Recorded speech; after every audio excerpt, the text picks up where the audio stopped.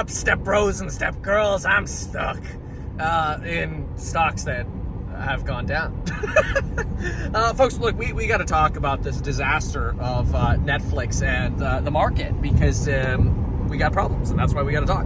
So, look, last February 19th, we had a really bad omen, and that was the Bloomberg Terminal two-factor identification thing telling me to pray. It gives me a 4-digit combination, and it literally was PRAY on February 19th, and I don't know if it's coincidence or maybe the suits know something, but the market crashed for like the next 3 months thereafter, okay? It was horrible. I mean, February was negative, March was negative, April was like a tiny little rebound, and then May was even worse, and the summer was okay, and then you had the September crash, and then you had a little bit of rally in October, November, and then the December crash. It was just a crappy year, right? So today, I get a Bloomberg code. If you watch my morning live stream, you'll see me actually hold it up, and it's the title of the video, SH9T, and it's like, oh, okay, so it's censored shit, and the market starts out great, but boy, oh boy, did we follow the same convictionless rally pattern and the same pattern that we felt in last February. And the market just U-turned straight freaking down. Now, that's intraday. Last February, it happened for months. But it was okay because, like, Netflix earnings were coming out, and that's the beginning of tech season, subscription services, and how bad can it be? I mean, people stopped buying Peloton, so Peloton has to stop manufacturing Pelotons because they've got so much excess inventory. Made a whole video on that earlier today. Like, expected. That's why we sold out of Peloton at 113. And unfortunately, Peloton is, it was a COVID play. So you got the COVID reversal play and such. Maybe some of that was going to come to Netflix as well. But no, Netflix was an utter disaster. Now, I covered the Netflix earnings in detail at the end of the closing market live stream, so you could watch the exact numbers. But I'm just going to give you the bottom line, no BS answers here to what you need to know about what happened with Netflix. Okay, it was bad. They were expecting a forecast of revenue or user growth of around 6.5 million users in Q1. So right now, January, February, March. Well, they revised that down to 2.5 million. Like, what? More than a half. Or the forecast was half of expectations, less than half of expectations. It's insane, way less than half. It's like 35% of expectations. It's terrible. And they're suggesting that emerging markets were and are potentially their largest growth for new consumers, because like everybody in America already has it. But now I'm like, I got to think about starting to cancel my Netflix subscriptions and all my other subscriptions because I'm losing money here. I'm out of freaking money buying the dip. I am literally on autopilot right now, driving back from the dentist. And the dentist is like, Kevin, the good news is you don't have any cavities. The bad news is you got an abscess under this tooth right here that you said you had pain on, or I had pain in my tooth that I complained about. I emailed them back in like the pandemic, in like June of 2020. But the pain went away. I'm like, oh, I'm brilliant. I'm using Sensodyne. No, the tooth just freaking died, and now there's an abscess under it. And he's like, you're going to have to get a root canal. And I'm like, okay, what are you doing now? And he's like, well, we're going to start the root canal. Here's your shot. Here's your anesthetic. I'm like, can we not do the anesthetic so I can save that money because I've been buying the dip? So we did the root canal without anesthetic, which apparently isn't that bad when your tooth is already dead, because the tooth is dead, the nerve is dead. But I'm like, I need to save that $300 shot to go buy the dip. But anyway, so going back to Netflix, the Netflix omen here is absolutely horrible. It's literally bad. There's a reason Netflix fell 10% instantly when we were covering the earnings on it. But like it goes deeper, because it's not just Netflix falling 10%. Now it's down like 21%, dragging down Disney stock, dragging down Roku. Anything subscription based is like, oh, time to sell off. There has been less volatility in freaking crypto, than there has been in the stock market the last few weeks, which is mind-blowing. But look, this is bad, because the signal here is that spending growth is slowing. Now, to some degree, this is like a short-term bad and a long-term good, because what happens when spending slows down? Which, by the way, is what I advocate, whether you're a course member or you're just watching these videos. Stop spending freaking money, because when markets get rough, you want all of the freaking money that you can get your hands on, so that way you can invest. I don't care if that means refinance all your properties, pay off your margin debt, take out longer term debt that's stable, 30-year fixed rates where tenants are paying it, in favor of like margin debt, right? Margin debt, bad right now, bad. Like in some cases, it's going to make sense for people to start paying off their margin, even if that means taking some losses, taking some L's, just to prevent margin calls, because ultimately you want to protect that core of your portfolio, right? Now, you can do that with some tricks. Like some things that you could do is you could go buy, at the money or slightly in the money, I prefer in the money, longer term call options, whether they bring you out to January 2023 or January 2024 or whatever. And because you're using less capital now, maybe you can pay off your margin. That's an option. That's literally what I did in May of 2021. And that worked well. I got completely out of margin in May of 2021 and held options with no margin. So that way I still had the leverage, but without the risk of a margin call. Now, the problem with that is you got to have balls of steel to do that, because if you go into call options, especially if you go nutso when you start going out of the money calls, the volatility on those is freaking insane. I do not recommend you go out of the money calls, because the theta decay will eat you alive. I did the math earlier on Tesla calls. If I went for a $2,000 Tesla call versus, no, actually I did it on Enphase, $300 out of the money, because Enphase is like $150. So if I went for a $300 January 2023 out of the money call option, after 6 months of hodling it, I would lose about 75% of the value hodling that sucker. So instead, I calculated, well, what if I did like an $80, which is like super in the money? I'd have to decline 50% for that not to be in the money, the stock. And so went super in the money, and I can hold that thing for 180 days, and approximately, because Black-Scholes model options pricing is insane. But anyway, I can hold that thing for 180 days, and my theta decay would only cost me like 6 or 7%. I think it might have even been lower when I executed. It may have been as low as like 5%. I set a lower limit. Anyway, if none of that made sense, the point is just basically to say be careful of out of the money call options in this kind of market. But we got to have a little bit more of a discussion about where we're heading. And I think that's the important part, is where we're heading and strategies for that, in addition to the strategies I just talked about, and what this Netflix earnings means, and what this two-factor identification code means. It's a problem. We're going to talk about that. I'm also going to talk about real estate in just a second, some strategies regarding real estate. But first, this video is sponsored and brought to you by Masterworks. I don't have a script or anything, so I'm just going to do my best. Look, if you want to diversify a little bit from the madness of the stock market, check out the link in the description down below for Masterworks. The cool thing about them is, how we buy fractional shares of stuff? You can get fractional shares basically of art. They've got a secondary market as well, so if you need to sell early, you can. But ideally, you diamond hand what you buy with fractional shares of these art pieces, so that way, when they end up selling the art in the future, you get a nice diversified, hopefully appreciated return. And since the 90s, luxury art has outperformed a lot of the stock market and even crypto market here recently. So it's kind of an interesting way to diversify, and I recommend at least looking into it. Look into diversifying with Masterworks. Link down below. Pretty cool, amazing artists they've got as well. So any of you're thinking like Banksy or any of the major artists they got, okay? So check out the link in the description down below for the sponsor, and huge shout out to them for sponsoring this video. Thank you for that. Okay, so what's on my mind right now? Well, look, y'all know I hate selling. I'm not much of a seller. I did sell today, but I bought more than I sold. I bought about $1.8 million, and I sold about $800,000. Now, what I did is I sold about 35 different positions, and I've narrowed my portfolio down into my highest conviction, about 14 positions, and I'm going to eventually get this down to about 11 positions. This is not advice by any means, because for most people, more diversification is better.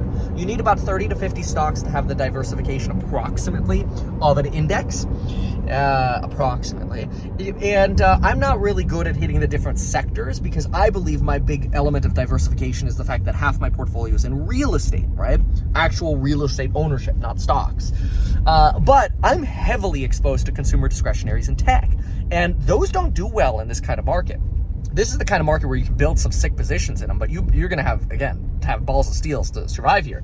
Otherwise, you might, for example, be interested in stocks like that could actually benefit from pricing increases via inflation, we've talked about the inflation pie before through M1 Finance, which I created, which was like Sherwin-Williams, Hasbro, Mattel. Those stocks have actually done very well relative to the losses we've seen at companies like ARK Invest, which are going super high tech and the innovative. So your defensives, your dividend payers, look at AT&T, it's up 20%, whereas ARK is down like 30% over the same time frame, right? So your infrastructure plays, the John Deere's, the Caterpillars, the Hasbro, Mattel, Sherwin-Williams, maybe more of the cores like the Costco or the Targets. We thought banks, but bank earnings weren't that great. And so those are just ideas for diversifying. I'm not going in that direction, though. What I'm doing is I'm concentrating and really doubling down on my bets, which is painful, but I get some beautiful entry prices. This is not for everyone, though. And this is where I just want to give, not advice because I can't give financial advice, but a suggestion to everyone. You got to look at your portfolio, and you got to ask yourself, are you somebody who's willing to potentially sit on a portfolio that's red for a year or 18 months or longer, kind of like or potentially even years? I don't think that, but you have to be willing to say, yeah, I don't care. I own this percentage of the company. I'm increasing my ownership in the company. I'm good. I'm diamond handed. I don't have a risk of a margin call because you're protected, whether you refinance some properties and get out of margin, or you switch some share ownership to margin. I don't care what you got to do. You got to make sure that you're protected and ready if you're going to go all in on tech. And then what do? Well, then you spend less money in your life on your day-to-day basis. You sit down tonight, right after, I don't care, right? You know what? After you watch this video, don't go watch another YouTube video, unless it's one of mine. Go cancel subscriptions to like everything. Like seriously, cancel subscriptions to everything. I don't care. Netflix, Disney, any of the discretionary crap you have in your Amazon cart and stuff, cancel everything. And what's interesting is, first of all, as you do this and you focus on saving more money and investing, getting into the market, however you want to invest, ultimately is up to you. You know the stocks I like, but you should choose them for your own portfolio and your own diversification sake.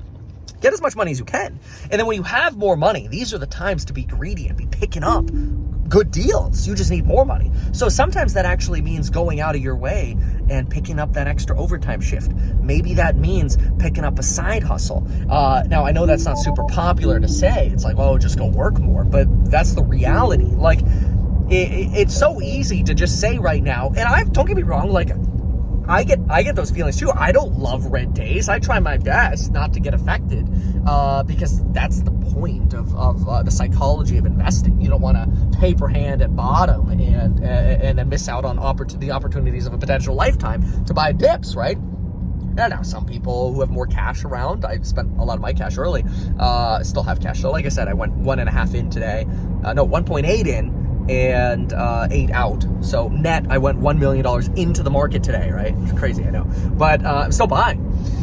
But the point is, like, get out there and work harder. It's easy, and this was the temptation that I was going to say. It's easy to have the temptation to say, you know what? Sell everything, take the L, and just go on a 2-month vacation and F it, right? It's easy to say that. But ultimately, here's a crazy thing that could potentially happen. This is the weird thing, okay?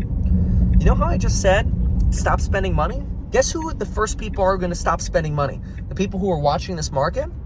Businesses. You want to know something interesting? And this is why you always want to make it deep in my videos, because this is where you get the good stuff, okay? Screw all the people who click on the video and click out in the first 20%. Impatient losers. Unless you gotta go, man. Yeah, I mean, I do that sometimes too, but maybe there's a reason. Or I'm an impatient loser, I don't know. What is it, the pot calling the kettle black? All right, here's the thing. YouTube, okay? YouTube. pays us for ad views, right? You know that. Ad rates go up when companies are trying to advertise like crazy and get more customers, which I still believe this. I think in 2022, at some point, ad rates are going to go up substantially because I think advertisers are going to, or just businesses are going to have to advertise more to get the consumer. Well, right now, that's not what's happening. The ad rates on YouTube, usually when you go from December to January, fall like 15%. Okay, big deal. They're down like 28 to 35% right now. That to me is a signal that potentially businesses are actually starting to advertise a little less to prepare for the potential fallout of the Federal Reserve hiking. And that's what we're seeing right now, is a lot of the market, hedge funds, institutions, banks, everybody's preparing for this rate hike cycle. Now, why are we raising rates? Well, because we've had a lot of inflation. The inflation has happened. Do we expect it to continue? No. Once COVID ends, which we don't know when COVID's going to end. That's the problem. If COVID keeps going, we're going to keep having inflation. But once COVID ends, prices are going to come back down. Not only are prices going to come back down once COVID ends, but guess what?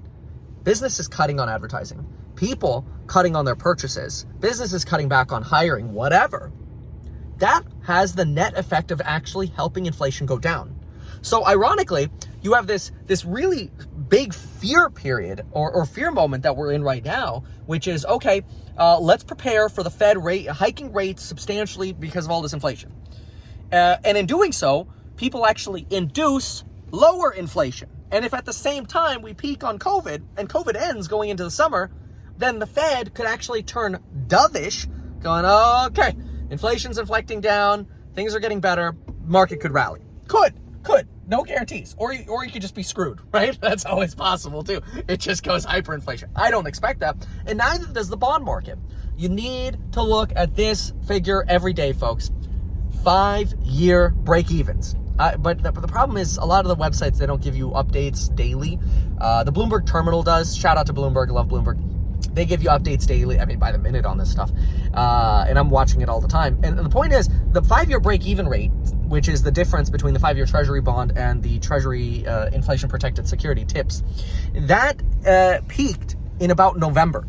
And it has not gone higher over the past 2.5 months. If anything, it's fallen, which is crazy because if the 5-year break-even rate is falling, that implies the bond market thinks that inflation is going to come down, not actually go up. So if you think about this, you got the bond market saying inflation is going to go down. You've got the end of COVID, whenever that comes, and maybe it won't happen, okay? Then this will be wrong. But once COVID ends, inflation will go down. It will go down. Then you've got the fact that people are going to cut back, and if people cut back, what does that do? Inflation goes down because people are spending less, so prices have to come down, right? That will happen. Unfortunately, though, because the market is getting so revvy and so prepped for the disaster of the Federal Reserve raising rates, which quite frankly isn't really that freaking big of a deal. You know, people think that, oh my gosh, if the Fed raises rates to 2%, the 10-year Treasury is going to go to like 4% and the housing market's going to crash and everything. No, doesn't have to happen. If you look at history, you can actually see that the 10-year has, in the past, during these rate hike cycles, gone up a little bit leading into the Federal Reserve hiking rates, and then it stops. And then when it stops, the Fed funds rate can actually go above, for short periods of time, what the 5 or 10-year Treasury rate is, which is insane because it's like, wait a minute, the Fed funds rate could actually be higher than Treasury yields. So in other words, there could be a ceiling to how high Treasury yields could go. Yes, there is a ceiling to how high Treasury yields can go.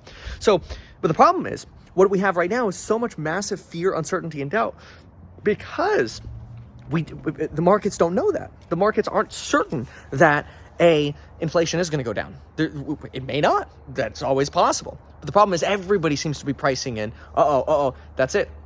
It's going to be a disaster. Let's prepare for the disaster. It really feels like the market's trying to prepare for the worst. And I really think things are going to be better, but I can't guarantee that. I don't have a crystal ball. So I'm putting my money where my mouth is. I'm investing as if things are going to get better, but I do recognize that probably the next 3 months are going to be ugly. I hope not. Hopefully the December meeting was the most bearish for the Federal Reserve. Maybe not, though. We'll see. There are expectations now that the Federal Reserve is going to surprise hike interest rates in January, which if they surprise hike interest rates in January, that's going to crash the market. People are going to freak the F out if that happens. So that would just be terrible if that happened. Beyond that, I don't think rates are going to get hiked in January. We're still in the taper process, and the taper is not going to complete until March. And the Federal Reserve has told us, not that they can't change their mind, but they've told us we will not raise rates until the taper is complete. Then the taper is not expected to be complete until March. Now, it's possible that they just come out and say, okay, taper's done today. That would be such a shock that all the indices will go down 4 or 5%. Is my expectation if something like that happened. But again, I don't really expect that. It could happen, though. Prepare for that. Then you've got the March meeting. So the March meeting is really what's going to be interesting, because that's where the Fed has forecast that they're going to raise rates once, and that they could actually start the quantitative tightening cycle as well. Something special about that I'll talk about. If they raise rates a quarter of a percent, which is 25 basis points, no big deal. The market at this point has priced that in. But why are we still seeing pain if the market's priced in that 0.25%? Well, because now you've got people like Bill Ackman, who's shorting the market, coming out and saying, you know what, we should do shock and awe like we had in the 70s and 80s. Which is when the government completely lost control of pricing. It's mostly because they had price ceilings. We don't do price ceilings anymore because they're an economic travesty. And when those price ceilings get removed and you go off the gold standard, what do you end up with? No faith in fiat. Which, don't get me wrong, I realize a lot of people don't have faith in fiat right now, as is anyway. That's fine, but then you probably aren't in the stock market anyway. Then you're probably in crypto. But the problem is, even though crypto lately has been less volatile, again, we keep seeing the relationship between crypto, specifically Bitcoin, and technology stocks get tighter and tighter. And that's an issue because now it doesn't provide you that diversification. Probably the best diversification is, quite frankly, cash, because it gives you that opportunity. People always say cash is trash. No, cash is great. This is why I went up to about $5.8 million of cash in November during the rally. I mean, I was taking tendies left and right in November. In hindsight, I wish I took more. But that's hindsight, right? Hindsight's 20/20. I wish I took more. I wish I shorted more in November, but I didn't. So, now the part that I left in the market, or the part that I added to early in December, I on these recent purchases, they're down. There's no shame in saying it. That's part of the market. Okay, but March. Market's expecting now, or starting to price in, this 0.5% increase. Well, if we do end up getting a sharp decline in economic activity, not to the point of recession, but just in the point where people are paring back spending, it's not recession fears, but paring back spending. So I think you've got two extremes. You've got one extreme, which is just recession. The other extreme is just continued insane spending and growth, and that would cause hyperinflation, right? So one extreme is hyperinflation. The other extreme is recession, in my opinion. And yes, hyperinflation could also cause a recession on the other side, right? So to both extremes, you could have a recession. I think we're going to end up with something in the middle. That is, people cut spending, inflation goes down, and all these bad expectations that are being priced in the market eventually chillax a little bit. That's the expectation. But until we have the certainty of those results, you're going to keep seeing pain. That's the problem. And so when people ask, why is the market falling? This is why. It's because the market is pricing in that unknown uncertainty of how bad are things going to get. Oh my gosh, what if the Fed tapers early, ends the taper early? Oh my gosh, what if the Federal Reserve does shock and awe like Bill Ackman says? People are starting to prepare for that, so they pull their money out. And this is going to be one of the first periods of time in a very long time where you can't just buy the dip and then within 30 days expect prices to go back up. Like, people are legitimately going to buy the dip and they will be upside down. And that is going to make them sad. That is going to make them feel like crap. That is going to make them feel stupid. You'll get that feeling in your stomach like, oh my gosh, this sucks. I'm a crappy investor. The stocks I pick are crappy, whatever, right? You get that feeling, that pit in your stomach. And you just want to sleep more. It's kind of just like, I just want to check out. I don't want to do anything, stop the pain. How do you stop the pain? You sell, right? Which generally the worst things to do is trying to sell out of the bottom of the market. But ultimately you got to do what's right for you, and for your mentality. But, we're going to keep having these bad expectations and we're going to keep seeing this stuff get priced in.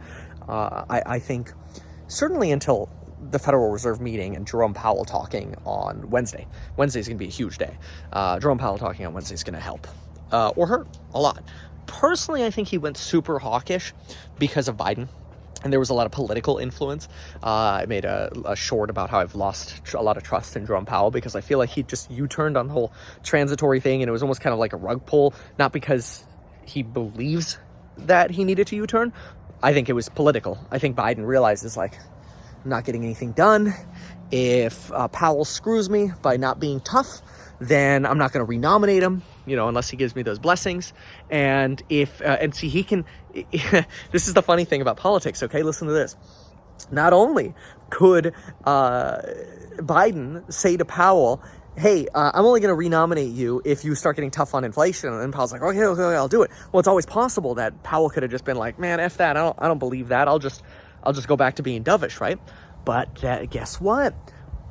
Biden can then go, all right, I'll just appoint 5 hawks to the board, and they'll do the tightening votes for me because it's not all up to Powell, right? It's up to the board. Biden's got to pick, and already has picked 5 people. He could have given them 5 hawks, and then Powell would be hands tied. So it's kind of like Biden and Powell had to have alignment, and I really think Biden realizes if he doesn't do whatever he can in his power to get inflation under control, even the pieces that he wants of Build Back Better aren't going to happen. And if the pieces of Build Back Better aren't going to happen, then good luck in 2022 in the midterms. First of all, we already expect this. We think Democrats are going to get reamed in the 2022 election. And this is not political. It's just what expectations are right now. And then Biden might end up being a one-term president. We could end up with DeSantis or Abbott or Trump again in 2024. Who knows? That part doesn't matter. That's so far out right now. That doesn't matter. But those are the fears that Biden has right now. So because he has to prove to people that he's fighting inflation, and Powell is his mouthpiece for that. Now, part of me hopes, and this is just a hope, that the December hawkishness was giving Biden what he wanted. I'm hoping that Powell dials it back a little bit. We've seen some inflationary statistics in the United States start rotating down, which is good. CPI came in at expectations. Month over month, CPI came in below expectations. 50% of expectations came in at that 0.2% as opposed to 0.4, which was really good. PMI for services and manufacturing showed lower pricing pressures. Yeah, you've got big pricing pressures in Germany and other areas like that, areas that have very rarely seen inflation. The Eurozone beat on inflation, higher numbers bad. Germany just came out with an insane manufacturing survey. But we got to focus on America. At least most of us here watching this caring about the U.S. stock market. So, all right. This to me means there is this potential. This is sort of the bottom line of this. There is the potential that Powell goes back to being his dove as long as the indicators start rotating in the direction of reduced consumer activity, which implies less inflation, which we've already seen. In addition to the inflation measures I just talked about, we've already seen consumer mobility plummet, not only because people aren't going to the office, a lot of people are working from home now, more so than we thought, but also because we're tracking TomTom, Apple, and Google mobility data, and at the beginning of January was a plummet. Like from December 28th to the beginning of January, we had the biggest plummet, a bigger plummet in mobility than what we saw in the COVID winter of 2020, which is kind of insane to think about, but we did. So, bottom line, if Powell goes dovish, I think we get massive rallies.